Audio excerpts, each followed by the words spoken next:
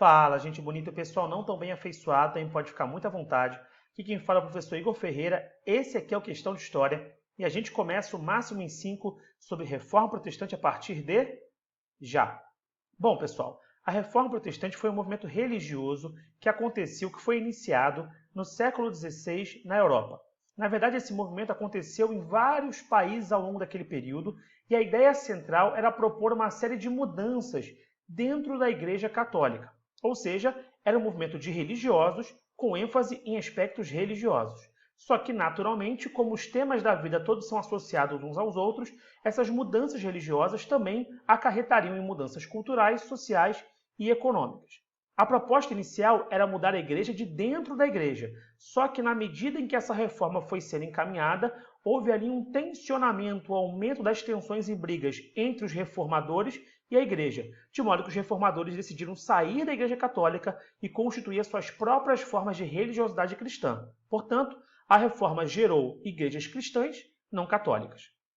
Esse movimento surgiu a partir de contestações com relação às práticas e crenças da Igreja Católica, ou seja, os reformadores entendiam que as práticas exercidas e algumas doutrinas praticadas eram bastante questionáveis e, portanto, achavam que tinham que sair da igreja para, de fato, praticar o cristianismo que eles entendiam que era o correto. Um dos principais nomes aí nesse movimento foi o nome de um monge agostiniano chamado Martinho Lutero. Esse monge agostiniano ele habitava na região que, à época, a gente chamava de Sacro Império Romano Germânico. Hoje nós diríamos que é a Alemanha. E o marco simbólico da luta dele, da contestação dele contra a igreja, foi a publicação e a fixação das suas 95 teses na porta da paróquia de Wittenberg, que é onde ele servia. E nessas teses, ele vai destacar todos os pontos que ele tem de divergência com a igreja, propondo uma série de mudanças.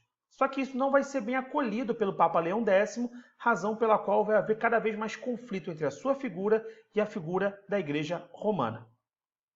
O Lutero ele defendia basicamente, propunha 3 ideias muito centrais. Claro que há outras ideias, mas as centrais são a ideia que a salvação se dava exclusivamente pela fé em Jesus Cristo, a ideia que as Escrituras devem ser livremente interpretadas e que só elas são infalíveis, o Papa não é infalível, mas a Bíblia é infalível, e que o sacerdócio é universal, ou seja, todo cristão é potencialmente um sacerdote, ele pode estar capacitado para ensinar os demais. Além disso, ele defende 2 sacramentos, 2 ritos básicos, a ceia e o batismo, tirando aquele monte de sacramentos que, na visão dele, eram excessos da Igreja Católica. O pensamento reformista não aconteceu só na Alemanha, não, mas também em vários outros países como Inglaterra, Escócia, França, Suíça, Holanda, e a gente pode aumentar mais essa lista. E aqui estão alguns dos nomes de outros reformadores importantes. João Calvino, John Knox, Ulrico Zwingli, Teodoro de Beda, Jacó Armínio, e a lista aumenta significativamente. Desses aí, vale destacar, por exemplo, o João Calvino.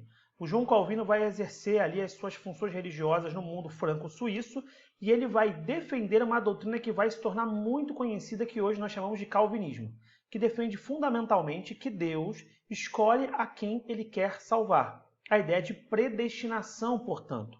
Todos estão perdidos, mas Deus escolhe alguns, ele elege alguns para serem salvos. Portanto, a salvação não seria pelo mérito humano, mas apenas pela graça divina expressa através da vida de Jesus Cristo. O pensamento calvinista, assim como o luterano e todas as reformas de modo geral, geraram uma série de implicações no campo espiritual e material, até porque agora as pessoas se sentiam cristãs não estando mais na Igreja Católica, e isso gerou a série de conflitos entre igreja e reformadores. Além disso, houve muitos efeitos materiais, uma vez que algumas dessas novas doutrinas entendiam que o lucro não era um problema. Era possível, sim, acumular bens materiais, ser bem-sucedido economicamente e ainda assim adorar a Deus e não ferir os seus mandamentos. Então, o pensamento calvinista nesse sentido até se destaca bastante, uma vez que ele incentivou muito o trabalho, o acúmulo, o investimento na família e a própria doutrina burguesa. E agora, para a gente fechar, uma curiosidade. Vocês sabiam que o pastor batista Martin Luther King Jr. não tinha esse como nome de batismo? É verdade, o nome dele de batismo era Michael King Jr. O nome mudou para Martin Luther King Jr. quando seu pai viajou à Alemanha e voltou encantado com a história de Martinho Lutero. E aí ele mudou seu próprio nome e o nome do filho, em homenagem ao reformador alemão. Por esse motivo, ele passou a se chamar Martin Luther King Jr. E aí, pessoal, gostaram? Deu para ver tudo? Ou talvez o máximo que deu em 5 minutos?